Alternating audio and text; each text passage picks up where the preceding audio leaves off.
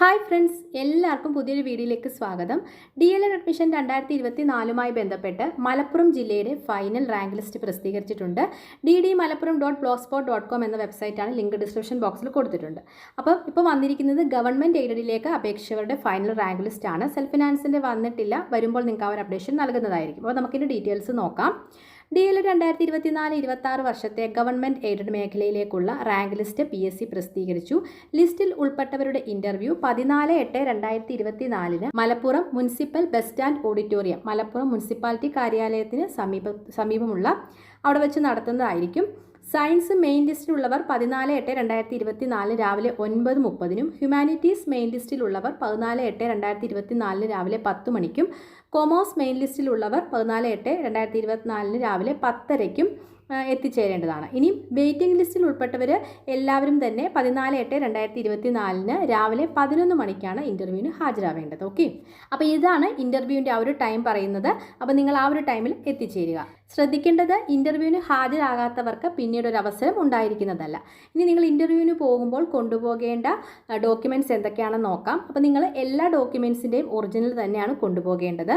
ആദ്യം തന്നെ SSLC certificate ആണ്, പിന്നെ HSC VHSC സർട്ടിഫിക്കറ്റ് ആണെങ്കിൽ അത്. ഓക്കെ, അടുത്തത് പിന്നെ പറയുന്നത് വിമുക്ത ഭടന്മാർ അല്ലെങ്കിൽ ജവാന്മാരുടെ ആശ്രിതർ അത് തെളിയിക്കുന്നതിനുള്ള ജില്ലാ സൈനിക വെൽഫെയർ ഓഫീസറുടെയോ തഹസിൽദാരുടെയോ സർട്ടിഫിക്കറ്റ്, ഭിന്നശേഷി വിഭാഗക്കാർ മെഡിക്കൽ ബോർഡ് നൽകിയ ഡിസബിലിറ്റി സർട്ടിഫിക്കറ്റ്, പിന്നെ NCC NSS ഒക്കെ രാജ്യ പുരസ്കാർ ഇങ്ങനെയുള്ള സർട്ടിഫിക്കറ്റുകൾ ഉണ്ടെങ്കിൽ അത്.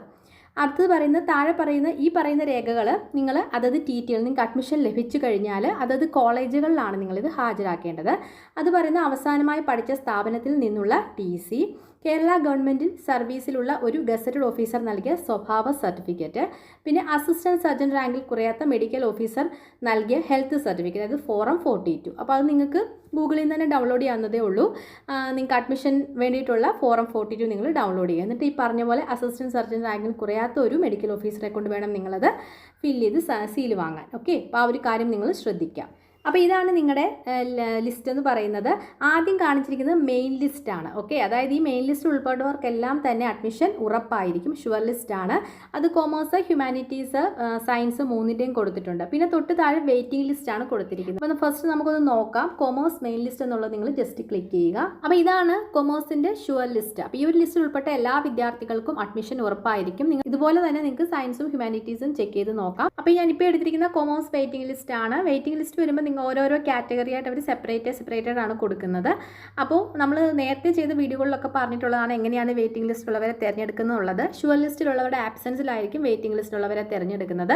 അപ്പോൾ ഷുവർ ലിസ്റ്റിൽ ഏത് കാറ്റഗറിയിലുള്ള കുട്ടിയാണോ വരാത്തത്, വെയിറ്റിംഗ് ലിസ്റ്റിൽ അതേ കാറ്റഗറിയിലുള്ള വിദ്യാർത്ഥിയായിരിക്കും ആദ്യം വിളിക്കുന്നത്. ഇപ്പോൾ ഇവിടെ OC എന്ന് കൊടുത്തിട്ടുള്ളത് ഓപ്പൺ കാറ്റഗറിയാണ്. അപ്പോൾ ഷുവർ ലിസ്റ്റിൽ ഇപ്പോൾ ഓപ്പൺ കാറ്റഗറിയിലുള്ള ഒരു കുട്ടി വന്നിട്ടില്ല എങ്കിൽ നെക്സ്റ്റ് വിളിക്കുന്നത് ഈ ഒരു വെയിറ്റിംഗ് ലിസ്റ്റിലുള്ള ഓപ്പൺ കാറ്റഗറിയിലുള്ള ഫസ്റ്റ് കുട്ടിയായിരിക്കും വിളിക്കുന്നത്. അപ്പോൾ ആ ഒരു രീതിയിലാണ് വരുന്നത്. അതുകൊണ്ട് തീർച്ചയായിട്ടും ഫസ്റ്റ് റാങ്കിലൊക്കെ ഉള്ളവർ വെയിറ്റിംഗ് ലിസ്റ്റിലുള്ളവർ പോകാനായിട്ട് പ്രത്യേകം ശ്രദ്ധിക്കുക. ഓക്കെ, അപ്പോൾ എല്ലാവരും ആ ഒരു ലിസ്റ്റ് ചെക്ക് ചെയ്ത് നോക്കുക. ഇത്രയും കാര്യങ്ങളാണ് നമ്മുടെ ഈ ഒരു വീഡിയോയിൽ ഷെയർ ചെയ്യാനുള്ളത്.